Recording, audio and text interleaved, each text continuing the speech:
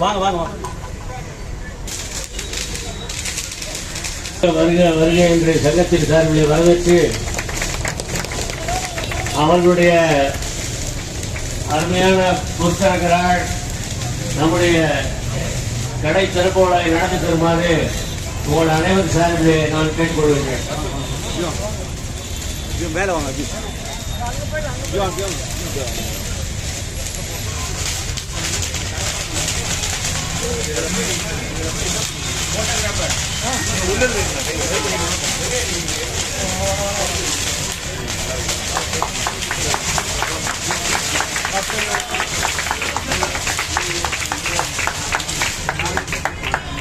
அப்படியே கடவுளை போய் சுற்றி பார்க்க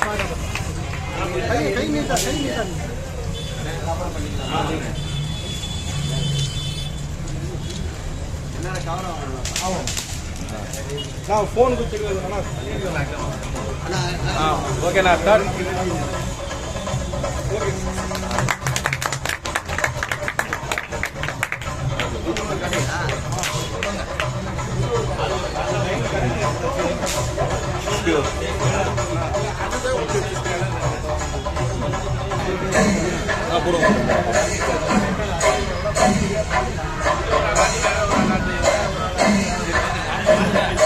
வியாபாரிகள் சங்கத்தின் சார்பாக வருக வருக வருக என உங்கள் அனைவரையும் அன்போடும் பாசத்தோடும் வருக வருக என்று அழைக்கின்றோம். சென்னை மாநகராட்சி சிறுகடை வணிக வளாகம் திறப்பு விழாவிற்கு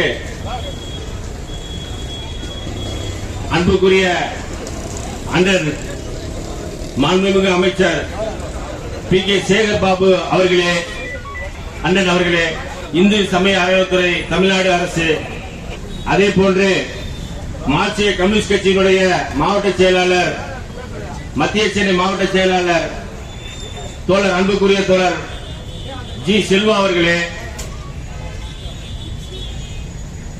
பர்மா பஜார் வியாபாரி சங்கத்தினுடைய பொதுச் செயலாளர் அன்புக்குரிய அண்ணன் அமீர் அம்சா அவர்களே, சென்னை வியாபாரிகள் சங்கங்களின் கூட்டமைப்பின் பொதுச் செயலாளர் அன்புக்குரிய தோழர் MV கிருஷ்ணன் அவர்களே, பொதுச் செயலாளர் ஜாஸ்டவுன் நாராயணப்பாரோட அனைத்து வியாபாரி சங்கத்தினுடைய தோழர் முகமது முக்தார் அவர்களே, சங்கத்தினுடைய பொதுச் செயலாளர் அன்பிற்குரிய தோழர் M அபுதாயிர் அவர்களே, பொருளாளர் சித்திக் அவர்களே,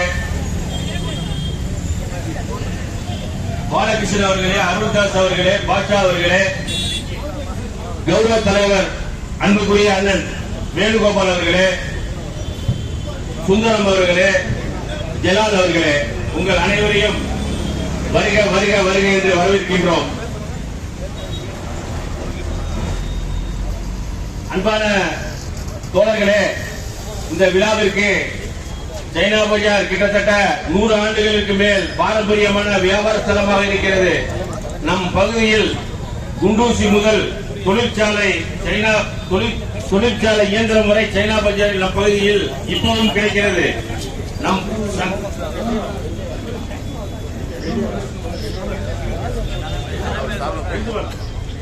நம் சங்கம் சுமார் 50 ஆண்டு காலமாக சிறப்பாக வியாபாரிகளும் பொதுமக்களுக்கும் சென்னையில்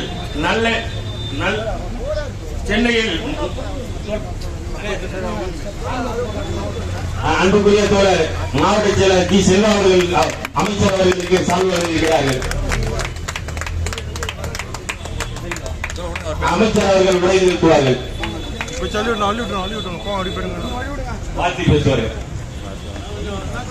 சென்னை நகர சிறு வியாபாரிகள் சங்கத்தின் சார்பில் நடைபெறுகின்ற மாநகராட்சி சிறுகடை வணிக வளாகம் திறப்பு விழாவிற்கு எங்களையும் அழைத்து கௌரவப்படுத்தியிருக்கின்ற சென்னை நகர சிறு வியாபாரி சங்கத்தை சார்ந்த அனைத்து நிர்வாகிகளுக்கும் என்னுடைய நெஞ்சார்ந்த மனமார்ந்த நன்றியையும் வாழ்த்துதலையும் தெரிவித்துக் கொள்கிறேன்.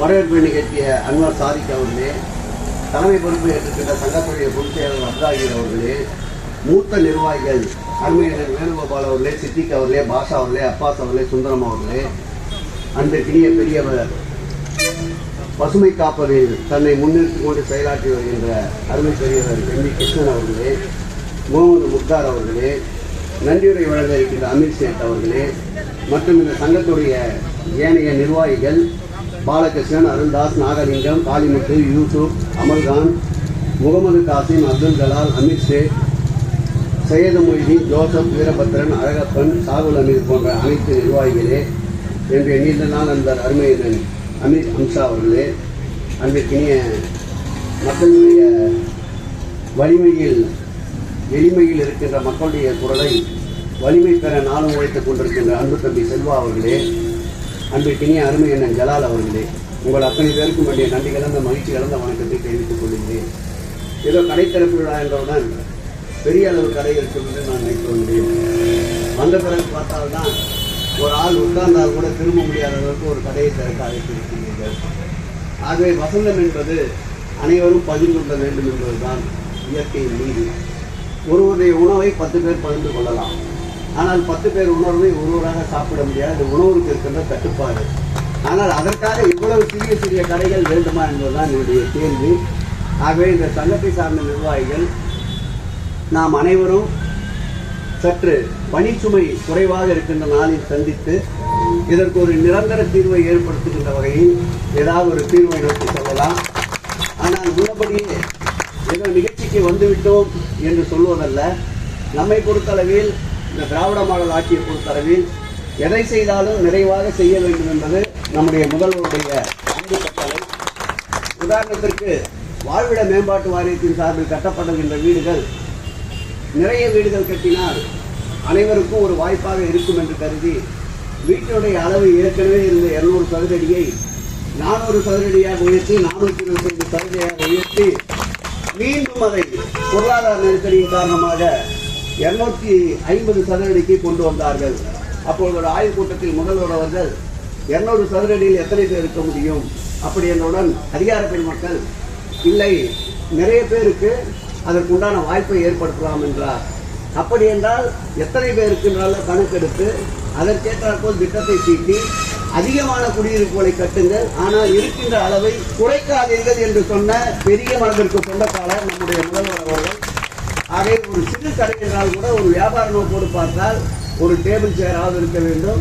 அந்த கடையில் விற்கப்படுகின்ற பொருட்கள் உள்ளே அடுக்கி வைக்க வேண்டும். அதற்கு ஒரு உதவியாளராவது இருக்க வேண்டும். உங்கள் கடைகளை பார்த்தால் ஒருவர் கூட உட்கார்ந்து திரும்ப கூட முடியாத அளவு சூழல் இருக்கின்றது. ஆகவே அதற்கு வழிவகை இருந்தால் நிச்சயமாக கடைகளை பெரிதுபடுத்தி வியாபாரத்தையும் நீங்கள் பெரிதுபடுத்துவதற்குண்டான உதவியை நிச்சயம் இந்த தொகுதியுடைய சட்டப்பேரவை உறுப்பினர் வரை நான் உங்களோடு இருந்து பணியாற்ற வேண்டும் கூறி இந்த நிகழ்ச்சியை அழைத்தமைக்காக உண்மையிலே நம்முடைய அன்பு தம்பி செல்வா அவர்களுக்கும் அன்பிற்கினிய அருமையண்ணன் துடிப்புடன் செயலாற்றக்கூடிய என்னென்ன வயசு உங்களுக்கு ஜலாலுக்கு 55 வயது என்றாலும் 15 வயது இளைஞனை போல் துடிப்போடு செயலாற்றிய ஜலால் அவர்களுக்கும் என்னுடைய மனமார்ந்த நெஞ்சார்ந்த நன்றிகள். இன்னும் ஒரு முறை மீண்டும் உங்களை சந்திப்போம். நன்றி, வாழ்த்துக்கள்.